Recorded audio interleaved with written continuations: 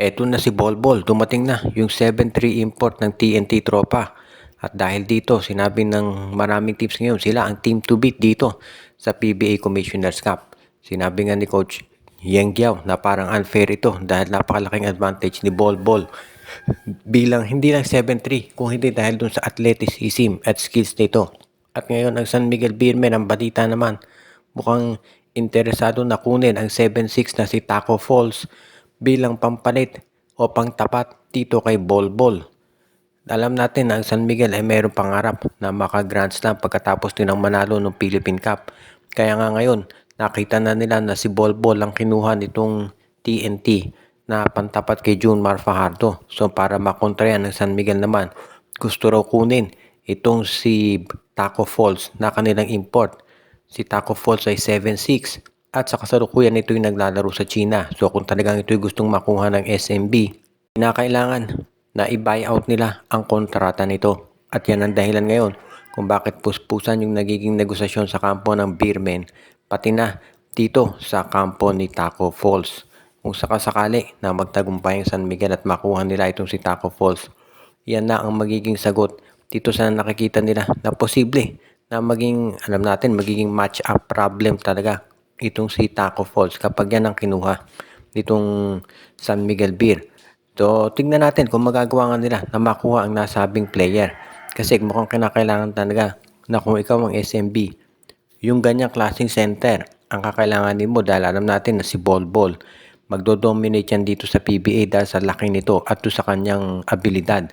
Kaya nga itong SMC ngayon, matindi na yung pagpaplano at pakikipag-usap dito kay Taco Falls para magkaroon sila ng agreement at maglaro na ito para dito sa Beermen.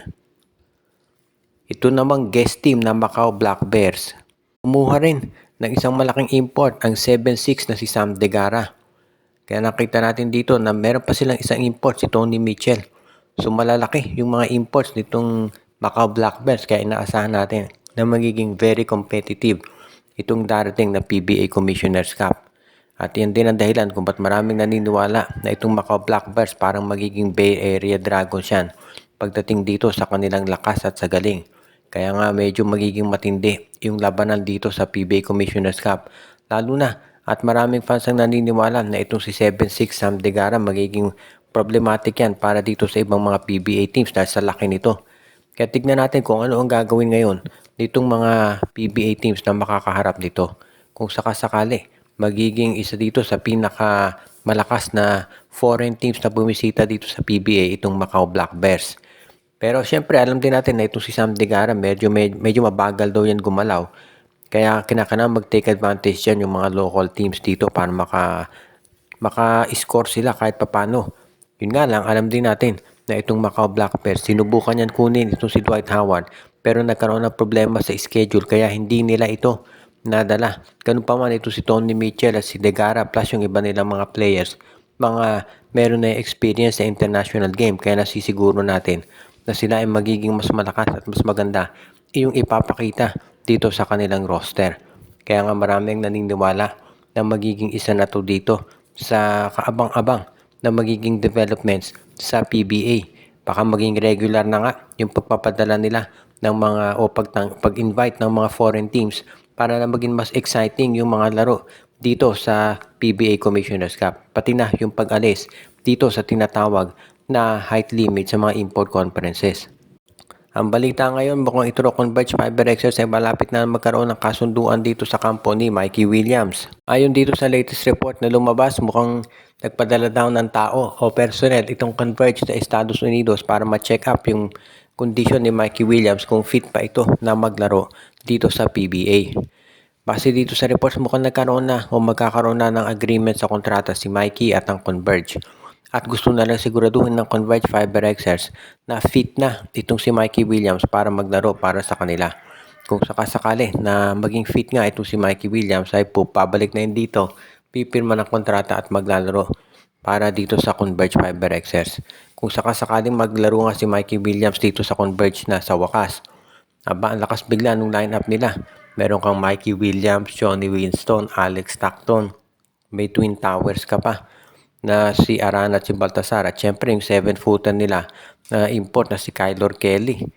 Kaya medyo matinding magiging line-up ng Converge dito sa PBA Commissioner's Cup. Kaya masasabi natin na hindi biro yung magiging tandem dito o galaw ng mga players. Tignan natin ngayon kung ano ang gagawin naman ng Converge para dito kay Dave Ildefonso na iniintay na rin ng maraming mga fans.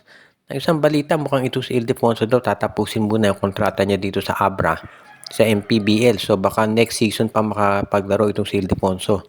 Pero hindi pa natin natitiyak yan. Baka biglang magbago ihip ng hangin at itong si Ildefonso ay maglaro na para dito sa Converge. Kung ano pa man, makikita talaga natin dito na magiging maganda na ang kalalabasan nito para dito sa Converge at masisiguro natin na magiging isa na to dito sa aabangan natin kung kailan at kung papaano magkakaroon ng pagbabago dito sa roster ng FiberXers pagdating ni Mikey Williams. At syempre mag-aalis sila ng isang player. Sinabi ni Coach Timko na hindi siya natatakot o hindi sila nababahala dito kay Bolbol at sa mga 7-footer na imports ngayon. Sinabi ni Coach Tim na naniniwala siya na kaya pa rin ni Justin Brownlee na tapatan yung mga ibang imports dito sa PBA kahit gaano sila kalaki. Kaya nga sa tingin ni Coach Timko, sinabi niya na magsisiguro niya na itong si Justin Brownlee kaya pa rin yung mga 7-footer na mga imports dito sa PBA. Sinabi nga niya na ang nakatalo pa lang kay Justin Brownlee dito sa Commissioner's Cup ay itong si Ronde Hollis Jefferson na kasing laki niya. Kaya nga mukhang talagang kumbinsido siya na magiging mas okay itong si Justin Brownlee dahil mas mabilis ito at meron siyang outside shot. Kaya nga sa tingin ko, ito ang gagawin ngayon itong si Coach Tincon. At syempre ang advantage kasi dito yung chemistry. Sinabi nga nila, si Justin Brownlee, kabisado na niya laro ng Ginebra. Siyempre, tagal na niya dito. Samantala naman, ito sila Bolbol, sila Kylor, Kelly, at yung iba mga bagong imports dito. Bagong salta lang yan. Kaya maninibago pa yan sa estilo ng laro dito sa PBA. Kaya nga, tignan natin kung anong gagawin ngayon. Itong si Coach Tincon, lalo na kapag ang magiging problema kasi ng Ginebra, kulang sila sa rebounding dahil totoo lang, kulang sa big man ng Ginebra. Wala si Isaac Go, wala pa si Jamie Malonzo. So medyo kapos yung front court nila at undersized pa nga yung import. So tignan natin kung hanggang kailan tataga ng Ginebra nang itong si Justin Brownlee ang kanilang import. Sakali nga na magawan paraan dito at manalo pa rin sila dito, talagang masasabi natin greatest of all time na PBA import itong si Justin Brownlee. At yan nga ang dahilan kung ba't maraming naniniwala talaga na kahit undersized itong si Brownlee dito sa PBA Commissioner's Cup ay magagawa at magagawan pa rin yan ng paraan ditong si Coach Timcon para maging malakas at makaharap ng good game ang Ginebra. Binabati natin yung ating mga regular na mga viewers, sila Anthony Alon, si Malyari Mascareñas, Monty Guzman, Ireneo Salangsang, si Dexter Domer, Katsakino Dukusin. Binabati din natin si Jonel Alagon, Joshua Giray Espejo at Rosales family, si Romeo Conchada at yung iba pa.